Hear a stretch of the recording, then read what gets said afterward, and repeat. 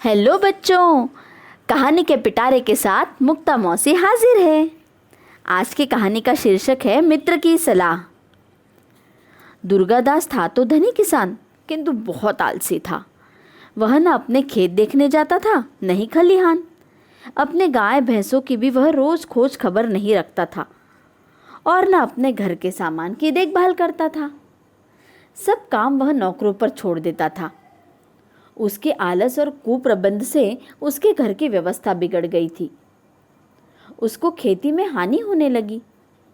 गायों के दूध घी से भी उसे कोई अच्छा लाभ नहीं होता था। एक दिन दुर्गादास का मित्र हरिश्चंद्र उसके घर आया। हरिश्चंद्र ने दुर्गादास के घर का हाल देखा। उसने यह समझ लिया कि समझाने से आलसी दुर्गादास अपना स्वभाव नहीं छोड़ेगा।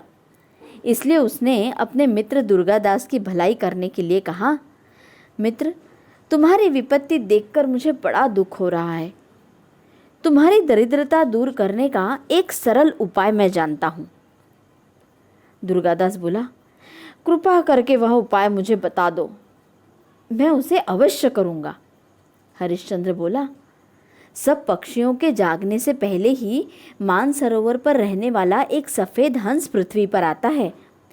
वह 2 प्रहर दिन चढ़े लौट जाता है। यह तो पता नहीं कि वह कब कहाँ आवेगा, किंतु जो उसका दर्शन कर लेता है उसको कभी किसी बात की कमी नहीं होती। दुर्गादास बोला, कुछ भी हो, मैं उस हंस का दर्शन अवश्य करूँगा।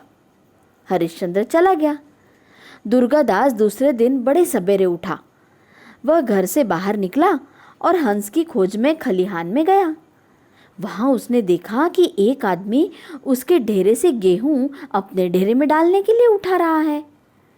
दुर्गादास को देखकर वह लज्जित हो गया और क्षमा मांगने लगा। खलिहान से वह घर लौट आया और गौशाले में गया। वहां का रखवाला गाय का दूध धोकर अपनी स्त्री के लोटे में डाल रहा था। दुर्गादास ने उसे डांटा।